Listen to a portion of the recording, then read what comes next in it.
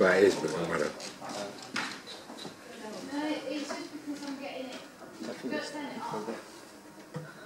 It's only a couple of minutes, isn't it?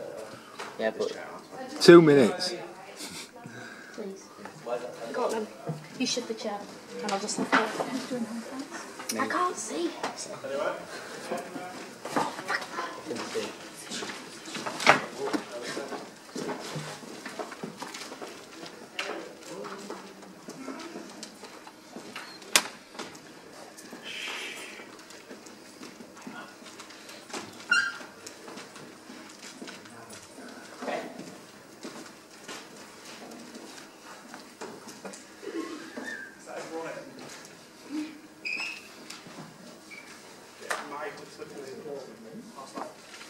going ready?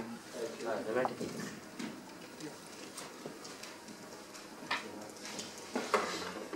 I forgot they were there. Fuck, it's dark. Hang on a sec.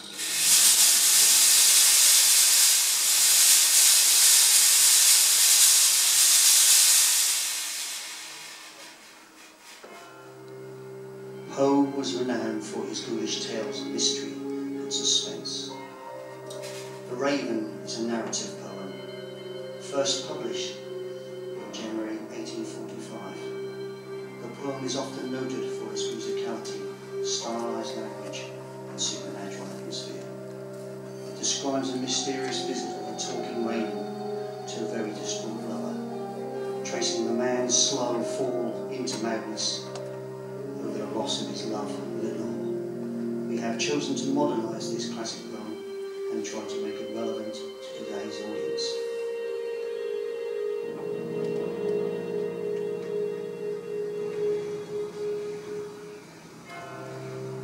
Once upon a midnight dreary, while I pondered weak and weary over a many grand and curious volume of forgotten lore, while I nodded merely napping, suddenly there came a tapping, as of someone gently rapping at my chamber door. 'Tis some visitor, I muttered, tapping at my chamber door. Only this, and nothing more. Oh, distinctly I remember. It was in the bleak December, and each separate dying ember wrought its ghost upon the floor. Eagerly I wished for morrow. Vainly I had sought to borrow from my books surcease of sorrow. Sorrow for the lost Lenore, for the rare and radiant maiden whom the angels named Lenore. Nameless here, forevermore.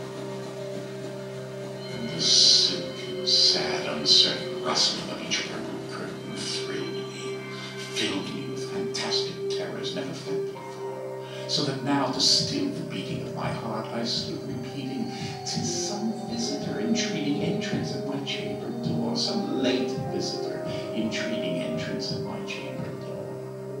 This it is, and nothing more. Presently my soul grew stronger. Hesitating then no longer, "Sir," I said, "or madam, truly your forgiveness I implore, but the fact is I was napping, and so gently you came rapping, and so faintly you came tapping, tapping at my chamber door, that I scarce was sure I heard you.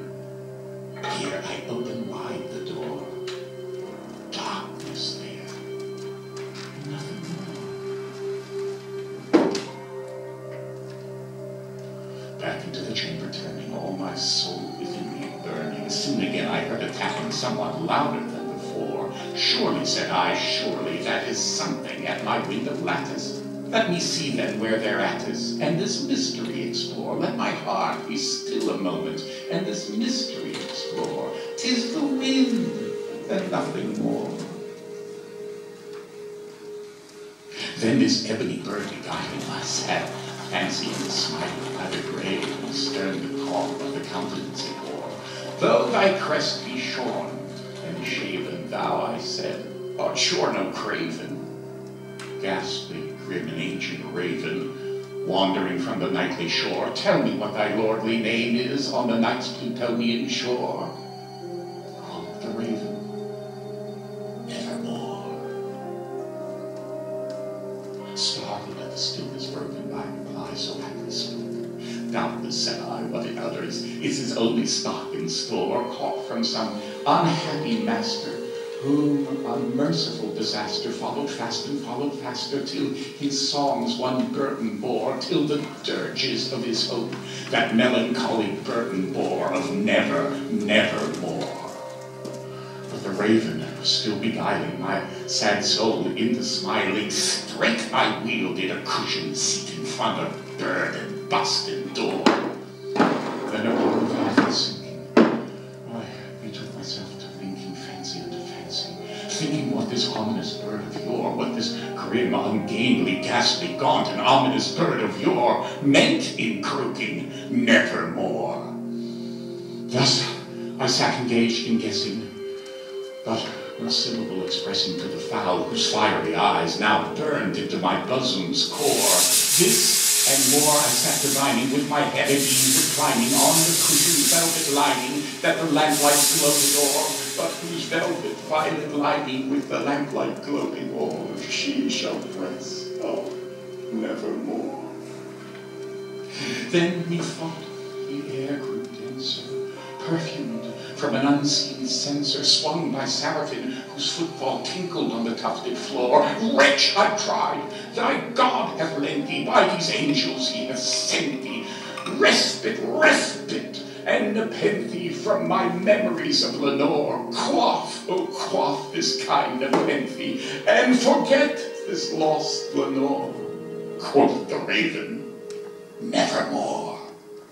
Prophet, I said, thing of evil, prophet still of bird or devil, by that heaven that binds above us, by that God we both adore, tell this soul with sorrow laden, if within the distant aim it shall clasp a saintly maiden, whom the angels name Lenore, clasp a rare and radiant maiden, whom the angels name Lenore.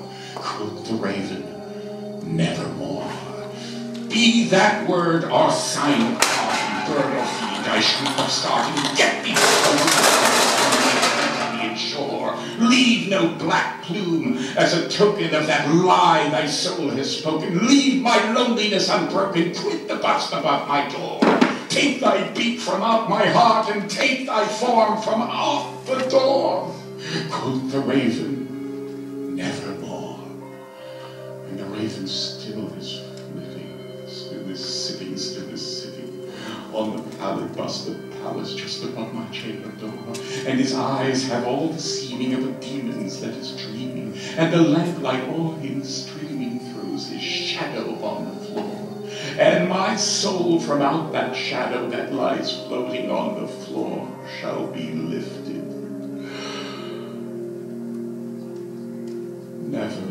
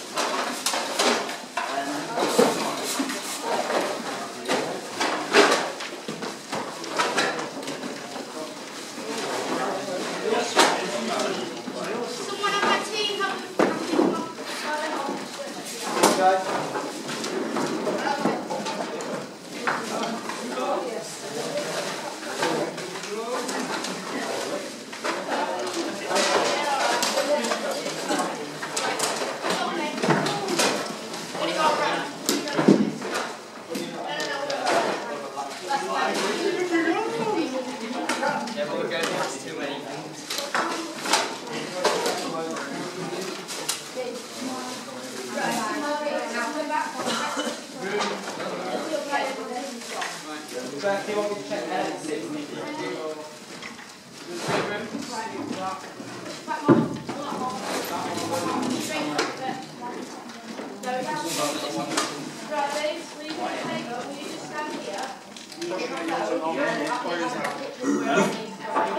Just put your hand in front of you.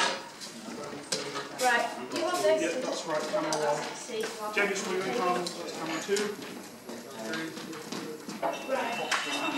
Rich, you know this stuff? It's not.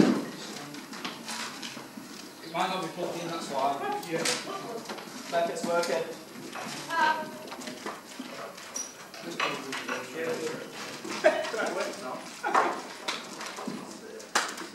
Something like that. Green tape.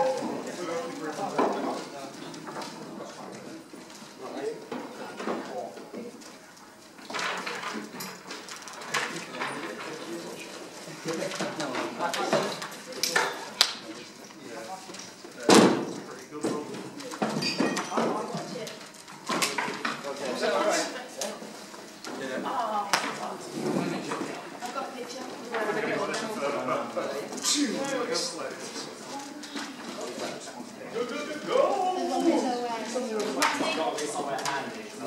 There's too many people on this table. Right, yeah, too many people around. So if that, the stuff's already sat. I've got a picture.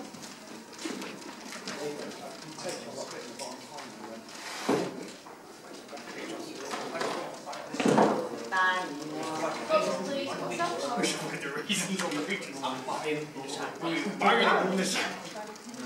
right, there's like 6 people around the table.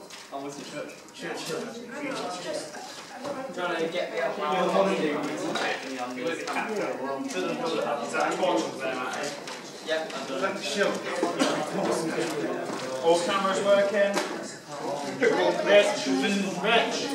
Rich, all cameras working, yeah? Yeah. All right. And got all in my one as well. Thanks to I want the thanks now, Rich, and John. yeah, thanks, Jerry.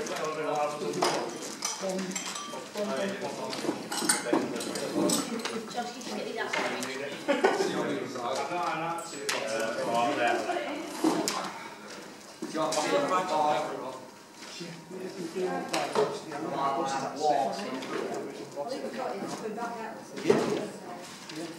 You wearing that t-shirt on the third?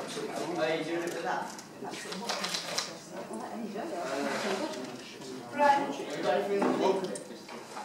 Oh, there's loads of seats. Put it back, mate. Right, ready? Yeah. Ready? There was one that was on. Yes. It was actually on film side. Right, have you got your cameras right? Right, then when do you get off there? I'll try my best. You got your details right? Yeah, Have you okay. got Trent's torch being Everyone in raised? position. Yeah, Trent's torch is in position, I'll put it there. Patty. That works really well. Brian, you got a headset? Kevin, you got a headset? Josh, you got a headset? Max, you got a headset? Nathan, you got a headset? Then I'll give myself a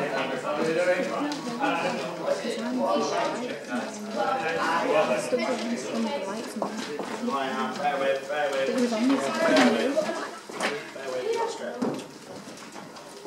Right, ready? What? What are you doing? 49 is my preset. Oh, just look at the words. I am possessed by this house. Just put I am possessed. Or just scribble. No, because when the camera's on, you can see what he's writing. So if you write I am possessed. We are ready? Everyone happy, yeah? Oh, it's spelled. You haven't spelled the map, yeah? Yeah. Also in the hall. Clearance for... Right, well, let me check something then. Yes, clearance for lights. I remember my Clearance for lights. No. We got clearance on lights. Lights.com. Someone has the lights ready. Yeah. Cameras. It was already off, Matt. We have to do it upstairs. Are we ready, Pete? Camera 2 ready. Yeah. When everyone's in, well, you Camera 2 just ready. goes up to people upstairs. Camera 2, you ready? house lights off when we give you a thumbs up. Are you ready? Yes. Oh. He's ready. He's set. Are you ready, John? Everyone ready, yeah? Yeah. Yeah. Are you sure you don't want to take your shoes off, Josh? Probably. Okay. Okay, that's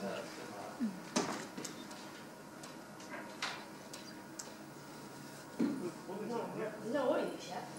We'll let the house lights go off. If you're ready to press play, I'll bring you.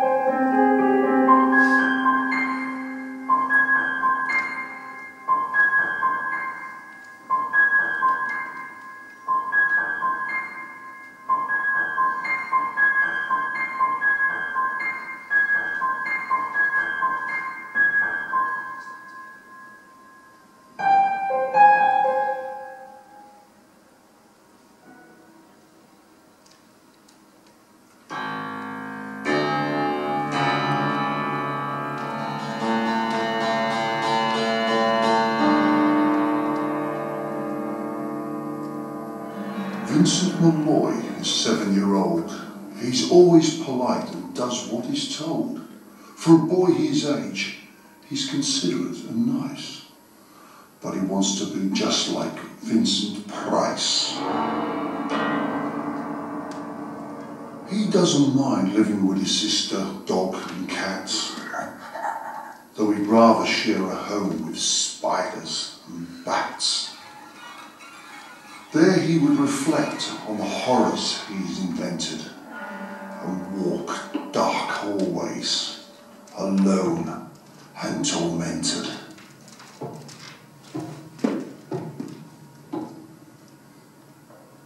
Vincent, darling, your auntie's here. Vincent is nice when his aunt comes to see him, but imagines dipping her in wax for his wax museum. He likes to experiment on his dog, Abercrombie, in the hopes of creating a horrible zombie. So he and his horrible zombie dog can go searching for victims in the London fog.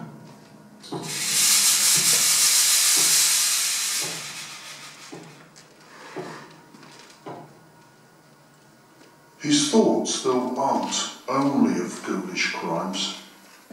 He likes to paint and read to pass some of the times.